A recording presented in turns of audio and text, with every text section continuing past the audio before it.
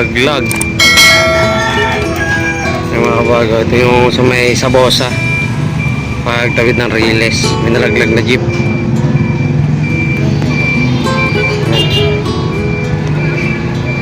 Grabe, shit talaga.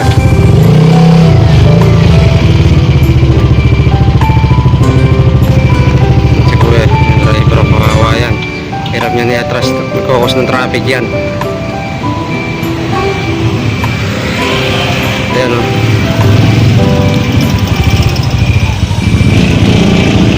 Traffic talaga yan.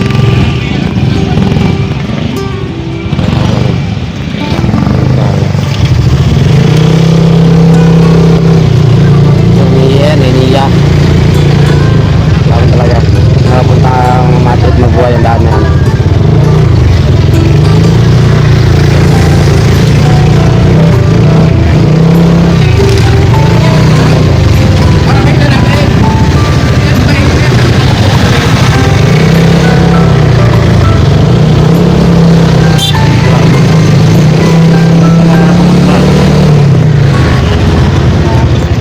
Di ba may pinakita ko sa inyo kanina na jeep na nalaglag nung pupunta pa lang ako dito sa may Sabosa kasi pa banay-banay ako, may bibilin ako. Ngayon pagbalik ko, doon nila ako dumaan, wala na yung jeep. Na nagpagas muna ako dito sa J&A. Shoutout sa mga gas dito, yung mga nagtatrabaho saka sa may-ari, shoutout. And then nakita ko dito yung jeep pagkatapos ko magpagas. Ito yung jeep na nalaglag. Yan.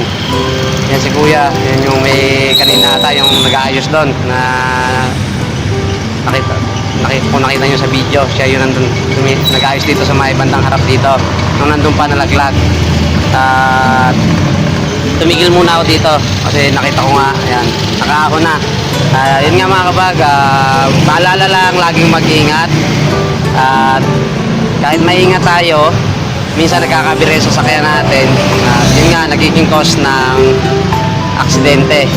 At buti na lang wala siguro nadamay o hindi naman nasaktan si kuya. Yung jeep lang nasira, yan inaayos nila. Pakita ko sa inyo yung pinaglaglagan ni kuya. Buti na lang hindi siya sumut mismo doon sa may tubig, sumangkal yung ilalim ng jeep doon sa may bato. At tara, let's go. Yan, nagpagas ako, kasalina ko sana tong galon. Yun nga lang may butas. Dito na nasinalin kay Lucky. Yan, pakita ko sa inyo. Paano tayo?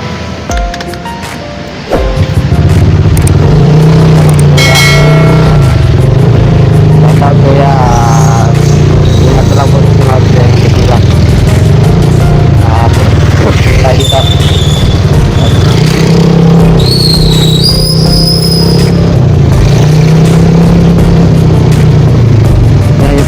Pinaglaglagan nila yan sa may parisan malapit. Yung liyan na yan.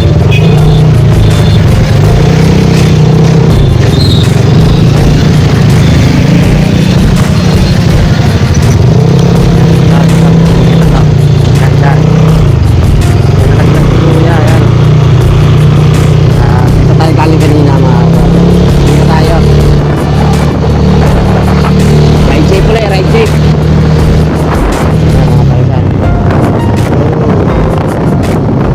Right safe pala mga kabagan. Subscribe na lang po ulit ng aking YouTube channel. At follow, like, share, comment ng aking Facebook. Let's go!